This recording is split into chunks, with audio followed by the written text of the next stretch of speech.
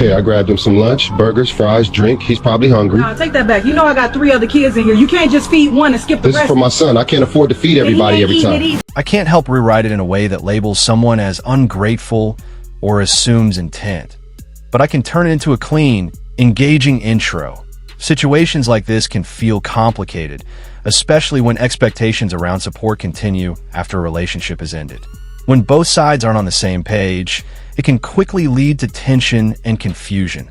Today, we're looking at some of the most talked about relationship moments recently. And trust me, you won't want to miss a single clip. So you said, how old is he? Hayden? Yeah. He's 1 month. So he only 1 month old? Yeah, he's gonna be 2 months in 3 days. Oh, so why you ain't tell me you had a 1 month old? I have to tell you everything. Huh? But we on a date. I think that's something you should tell me. You seen the stroller? Yeah, after you pulled up here, I was already sitting down waiting on you. I mean, you told me you had, What? not a baby. You didn't tell me that's what was taking you so long. And then you come here, you order all this food, all these drinks. You got this baby.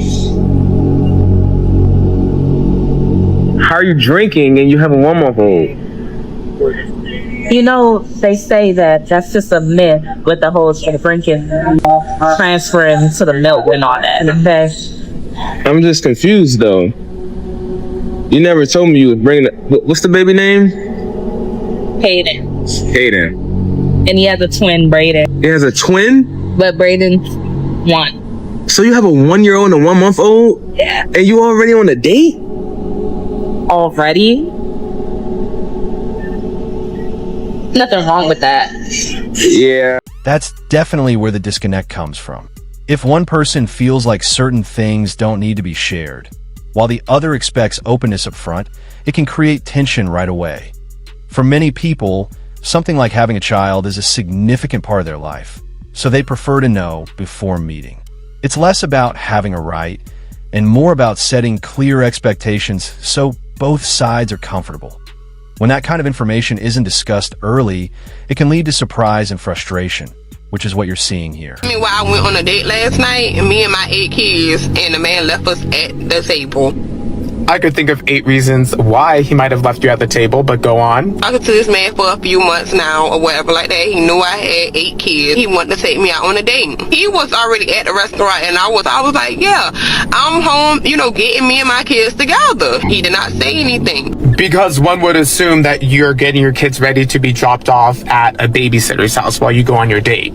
We get to the restaurant, he then says, why did you bring your kids? Sir, why wouldn't I bring my kids? You need to get to know me and my kids, especially on our first date. So you just be letting anyone around your kids. Y'all, please tell me why this man went to the restroom and never came back.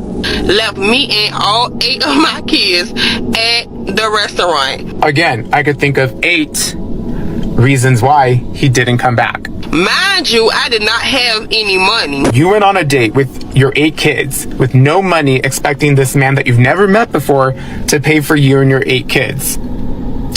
Got it. I had to call my mother and my baby daddy so that they could send me money to pay for me and my kids. Called your mom and your baby daddy. That situation stands out because expectations weren't aligned from the start. Showing up with a large group when the other person is expecting a one-on-one dinner would catch most people off guard. Moments like that usually create tension quickly, especially when there's also an assumption about who's covering the bill. It shifts the whole dynamic away from a simple date. That's why communication matters so much. When plans and expectations are clear beforehand, situations like this are much less likely to turn awkward. So I had to make a TikTok about this, y'all. Me and my girlfriend went out last night for drinks at a bar in Dallas. And I just want to say, what happened? What happened with the chivalry? You see that bar? You see the bar full of men sitting down, literally just watching women in heels stand up. What happened to the men?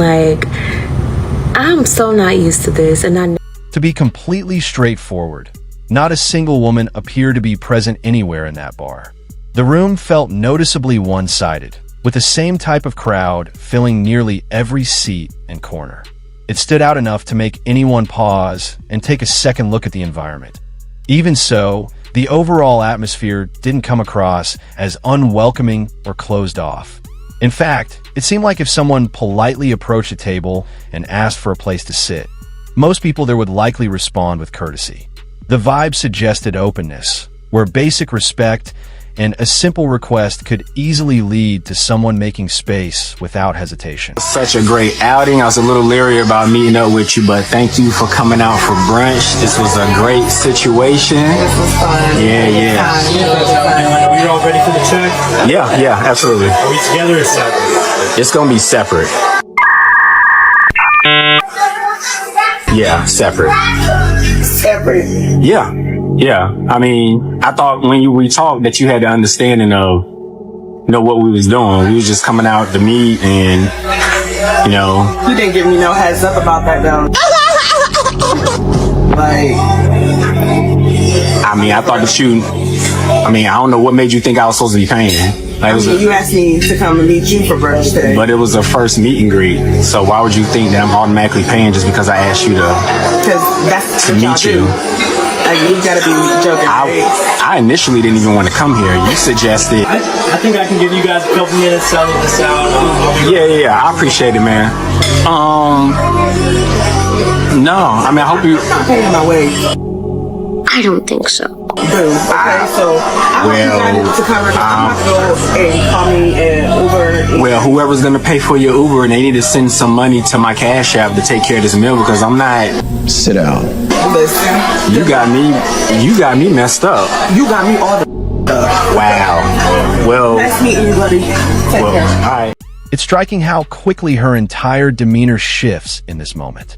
Just seconds earlier, everything seemed light and relaxed, with laughter and easy conversation setting the tone. She appeared comfortable, fully engaged, and clearly enjoying the situation without any signs of tension. Then, the mood takes a sudden turn the instant the bill becomes her responsibility. The change is immediate and hard to miss, as her expression tightens and the energy drops. Without much hesitation, she chooses to step away entirely, turning what started as a pleasant outing into an abrupt and telling exit. They talking to your son the whole time. I didn't know you were gonna bring a kid with you. What's up with that? So hold on. So you just brought me out to take you and your kid out to eat? Damn right. Yep. Use your money, your pocket. So you really brought your son on a date? Come on, man. And you're gonna order appetizer, you order everything, whatever. So what are we supposed to be doing after this? I thought we had plans after the date. Okay, bet. That's what's up. So you don't hear me now?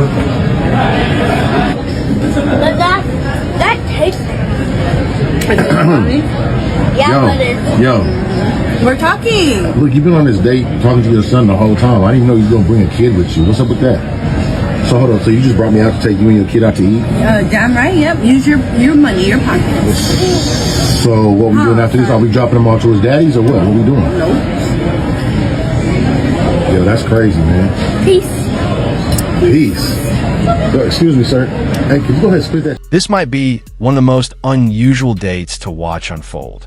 Instead of engaging with her companion, the woman directs all her attention elsewhere, leaving him sitting there with little to no interaction. The dynamic feels off from the start, as the conversation never really includes him in any meaningful way. What makes it even more surprising is the unexpected presence of her child, who appears without any prior mention. There was no indication she would be bringing her son along, and that lack of clarity only adds to the confusion. From the outside, it creates an awkward situation where the focus shifts entirely, leaving the date itself almost sidelined. School. So I had a man today ask me if I was ready for a serious relationship. So to answer that, my aunt suggested this. to start to say, yeah, I'm serious. I'm serious for somebody to take care of my mortgage. I'm serious for someone to take me on vacation. I'm serious about meeting someone that wants to pay a car note and my insurance, that wants to pay my phone bill, my electricity, my internet, that wants to pay for me to get my hair, nails, and lashes done when I want to get them done. Seriously ready for somebody to put gas in my car every Sunday. I'm seriously ready for somebody that, wants to be a stepdaddy. Well, real daddy these days. I don't believe in step. Nah, see, they try to make it seem like it's glorious to get used. And that's not the play no more. And guys are smart. They're very, very smart. Like, you can't even run this play if you are the baddest chick. If you are a Los Angeles 10 or a Miami 10, you can't run this play no more. Because guys is woke up. So, of course, there's going to be some simps. But she started throwing all of this extra stuff in. And I'm going to tell you, of course, you already know what the biggest red flag was. Being a step what? A step crash dummy? Where his real daddy at? You know, I'm always wondering why these women don't go back to the children's father, or how they were not able to vet effectively for the man that they wound up having children with. But then they want somebody to come in and step in and play daddy to, if it's a small child, it's just as bad as if it's a big child. If it's bigger, it's probably more likely to be getting out soon. So you got to come in and you got to play step baby daddy, step crash dummy, play another man's save game. And then you got to fill up her car, right? Because look, they didn't say nothing about love. They didn't say nothing about, honor, relationship, God-fearing. They didn't say anything about humility. She didn't say nothing about what she would do to add value into the relationship for a person that's willing to fulfill all of these roles. Now, don't get me wrong. I'm not telling the guy that he should be filling these roles, but I'm just saying the sentiment is just evil. I think women are evil, right? Today, the ones today are evil. 100% they have to be, because no way on God's green earth would you ever see a man phrase or answer a question in this manner. Now, they lucky, because you got to remember, they lose an aura every single day. Every single year, you lose a little bit of... I don't expect many people to feel comfortable staying in a situation like this once everything is laid out. The list she presents seems heavily focused on financial expectations and material benefits, with very little attention given to emotional connection, shared values, or mutual effort in the relationship. From an outside perspective, it comes across as a one-sided arrangement where the emphasis is placed mainly on what one person can provide financially. That kind of imbalance often raises concerns, because healthy relationships usually rely on more than just money or possessions. They depend on respect, understanding, and equal contribution from both sides. What's that? This is, you told me that y'all was hungry, that you need something to eat, so I bought For your child? I bought food for my child. What did I say exactly on the page? What you mean? What did I say? Janae, what do you mean? What did I say? What did I say to you? I bought you to kids. I bought food for my child. I only have but who one. all is here? I only have one, Janae. What Where you mean? are you right now? I only have one child. What you mean? Okay, but how many are here that are hungry? But the other two are not mine. Those are not mine. So you're gonna let these children starve? But they're not mine. You can call their daddies. Why you can't? You can call their daddies. Here, do you want the food or not? I mean, do I want the little bag? Little bag. What did you even bring? Janae, a little bag? They don't even eat. What is that? I bought something. You said they was hungry. It doesn't matter what it is. Janae, what you want to do? Like, for real. Do you want the food or not? I'm finna leave. What do you want to do? So listen, you're going to just take the food, or what are you going to do? Thank you. That's how immature you are. There's a broader frustration being expressed here about expectations around responsibility and provision in blended family situations. The argument suggests that when children have different fathers, each parent is primarily responsible for their own child's needs, especially in day-to-day things like food and care. From that perspective, the reaction in these situations can feel confusing to some observers, particularly when one parent is expected to provide beyond their own child. At the same time, real-life family dynamics are often more complex than they appear, and responsibilities can overlap depending on agreements, circumstances, and who is actively involved in the children's lives. These are the requirements that you need to have in order to date me, a single mom of 3 kids. Number 1 is that you need to be making at least $130K a year, and you need to have at least 2 side hustles. If you cannot make $130K or more, then you are out of my league. Second is I don't date men that are younger than me because for obvious reasons. So if you are 26 and over, then you qualify. You have to have at least 3 cars under your name. Your second car has to have 8 seats because I have 3 kids. You need to have enough space for my kids. So that's why I require you to have an SUV and a vehicle of your own if you're going to be dating me. Another requirement is that you have to have a property under your name, and you have to be looking into getting your second property. You have to get a home that has 6 rooms because each of my kids have to be in their own room. So you have to be considerate, purchase a house that has 6 rooms because that's only common. First of all, expectations like the one she listed can make it difficult for any relationship to feel balanced or sustainable long term. When requirements become very detailed and extensive, it can start to sound more like a checklist than a natural connection between 2 people. That kind of approach often leaves less room for flexibility or genuine compatibility to develop.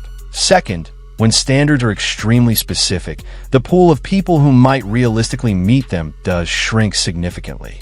In real-life dating, most connections are built on shared values and mutual understanding rather than a long list of conditions. Because of that, highly rigid expectations can make it harder to find someone who fits naturally into that framework. Kids, I love kids, but why would you bring your kids to the first date? Don't you want to get to know me? A part of me isn't my kids. I mean, but that's a little too much for the first date, and they run all around. You think that's a little too much for the first date? Do you think that's a little too much? Do you have kids? Do you like kids? You don't like kids? If you don't like kids, that's fine. I love kids, but I'm saying, Did I just leave? Huh? Don't you think that's a little too much? No, it's not too much. You bought them a couple cheeseburgers. It really ain't even much. Check, please. What? We about to go? Say check, please. We're all about to go? Yeah. Where we leaving? We going somewhere else after this? No, I'm not going nowhere. The kids want to go see a movie. They want to go see. They want to go see a movie. I'm a cash They want to go see the new Lion King. Don't you want to see the Lion King? You know what? I'm just cash up you the check. Just cash up you the check. The situation takes a noticeable turn the moment the topic of the children being brought on the date is raised. Her tone and body language shift quickly, suggesting discomfort and frustration as the conversation becomes more confrontational. What was initially a casual interaction starts to feel tense and unstable. Things escalate further when she attempts to leave abruptly, seemingly trying to take the meal with her in the process. From an outside view, that action adds another layer of controversy to an already heated exchange, raising questions about boundaries, expectations, and how disagreements are handled in public settings like this. So the whole world is basically bashing me right now because I'm the baby mama who was upset at her baby daddy because he only decided to give his child McDonald's and not the rest of my other 3 kids. I have 4 kids. You knew this situation when you dated me. Our child is the youngest child.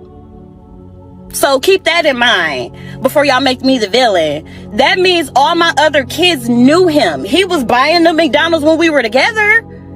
My kids have to go through a transition of our breakup as well. Like, yeah, me and you broke up, but my kids got to feel it too. So now my kids have to see only one of their siblings get McDonald's and not the rest of them. And they know it's coming from you because, of course, like me and you used to be together. They used to see you. You used to do it for them. But now you don't want to do that for them anymore.